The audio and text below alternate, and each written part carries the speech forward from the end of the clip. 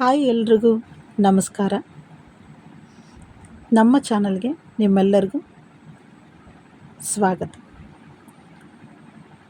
ಇಂದಿನ ವಿಡಿಯೋದಲ್ಲಿ ಎಲ್ರಿಗೂ ಇಷ್ಟವಾಗುವ ಮನೆಯಲ್ಲೇ ತುಂಬ ಸುಲಭವಾಗಿ ಮೃದುವಾಗಿ ಹಾಗೂ ಬಾಯಲ್ಲಿ ಕರಗುವ ರುಚಿಯಾದ ಗುಲಾಬ್ ಜಾಮೂನ್ ಮಾಡುವ ವಿಧಾನವನ್ನು ನೋಡೋಣ.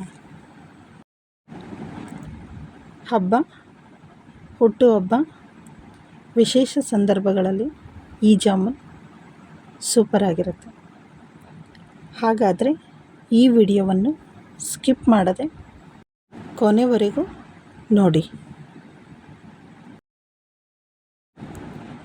ಮೊದಲು ಒಂದು ಪಾತ್ರೆಯಲ್ಲಿ ಗುಲಾಬ್ ಜಾಮೂನ್ ಮಿಕ್ಸ್ ತೆಗೆದುಕೊಳ್ಳಿ. ಅದಕ್ಕೆ ಸ್ವಲ್ಪವಾಗಿ ಹಾಲು ಸೇರಿಸಿ ಮೃದುವಾಗಿ ಕಲಸಿ ನಂತರ 15 ನಿಮಿಷಗಳ ಕಾಲ ನೆನೆಯಿಡಿ. ಹಿಟ್ಟು ಮೃದುವಾಗಿದ್ದು ಕೈಗೆ ಅಂಟದಂತೆ ಕಲಿಸ್ಕೊಳ್ಬೇಕು. ಈಗ ಹಿಟ್ಟನ್ನು ಮತ್ತೆ ಸ್ವಲ್ಪ ಮೃದುವಾಗಿ ಮಾಡಿ ಸಣ್ಣ ಉಂಡೆಗಳನ್ನಾಗಿ ಮಾಡಿಕೊಳ್ಳೋಣ. ಉಂಡೆಗಳಲ್ಲಿ ಯಾವುದೇ ಬೆರುಕಿರಬಾರ್ದು. ಆ ರೀತಿ ಉಂಡೆಗಳನ್ನು ಮಾಡಿಕೊಳ್ಳೋಣ.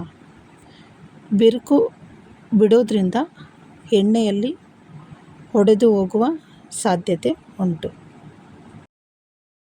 ಈಗ ಒಂದು ಬಾಣಲೆಯಲ್ಲಿ ಎಣ್ಣೆಯನ್ನು ಮಧ್ಯಮ ಉರಿಯಲ್ಲಿ ಬಿಸಿ ಮಾಡಿ, ಎಣ್ಣೆ ತುಂಬ ಬಿಸಿಯಾಗಿರಬಾರ್ದು. ಈಗ ಜಾಮೂನು ಉಂಡೆಗಳನ್ನು ನಿಧಾನವಾಗಿ ಹಾಕಿ ನಿರಂತರವಾಗಿ ತಿರುಗಿಸುತ್ತಾ ಗೋಲ್ಡನ್ ಬ್ರೌನ್ ಬಣ್ಣ ಬರೋವರೆಗೂ ಕರಿಯಿರಿ. ತಾಳ್ಮೆಯಿಂದ ಜಾಮೂನ್ನ ಚೆನ್ನಾಗಿ ಫ್ರೈ ಮಾಡಿಕೊಳ್ಬೇಕು. ಇಲ್ಲ ಒಳಗಡೆ ಹಾಗೆ ಹಸಿ ಇರುತ್ತೆ. ಆದ್ದರಿಂದ ಚೆನ್ನಾಗಿ ಫ್ರೈ ಮಾಡ್ಕೊಳ್ಳೋದ್ರಿಂದ ಜಾಮೂನ್ ಚೆನ್ನಾಗಿ ಒಳಗೂ ಕೂಡ ಬೇಯುತ್ತೆ. ಕರಿದ ಜಾಮೂನ್ಗಳನ್ನು ತಕ್ಷಣವೇ ಬಿಸಿ ಸಕ್ಕರೆ ಪಾಕಕ್ಕೆ ಹಾಕಿ ಕನಿಷ್ಠ 2 ಗಂಟೆಗಳ ಕಾಲ ಪಾಕದಲ್ಲಿ ನೆನೆಸಿಡಿ. ಆಗ ಜಾಮೂನು ಪಾಕವನ್ನು ಚೆನ್ನಾಗಿ ಹೀರಿಕೊಂಡು ಮೃದುವಾಗಿ ರುಚಿಯಾಗಿ ಸಿದ್ಧವಾಗುತ್ತದೆ.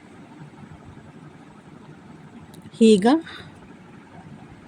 ಜಾಮೂನ್ ಸವಿಯಲು ಸಿದ್ಧವಾಗಿದೆ. ಅದನ್ನು ಒಂದು ಬೌಲ್ಗೆ ಸರ್ವ್ ಮಾಡಿಕೊಳ್ಳೋಣ.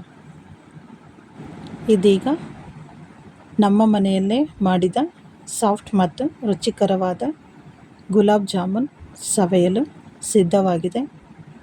ಇದನ್ನು ಬಿಸಿಯಾಗಿ ಅಥವಾ ತಣ್ಣಗಾಗಿಸಿ ಸವಿಯಬಹುದು. ಇದಕ್ಕೆ ಪಿಸ್ತಾ ಅಥವಾ ಬಾದಾಮಿ ತುಂಡುಗಳನ್ನು ಹಾಕಿ ಅಲಂಕರಿಸಿದರೆ ಚೆನ್ನಾಗಿ ಕಾಣುತ್ತೆ. ಈ ರೆಸಿಪಿ ನಿಮಗೆ ಇಷ್ಟವಾದರೆ ವಿಡಿಯೋಗೆ ಒಂದು ಲೈಕ್ ಮಾಡಿ ಮತ್ತು ಸಬ್ಸ್ಕ್ರೈಬ್ ಮಾಡೋದನ್ನು ಮರಿಬೇಡಿ.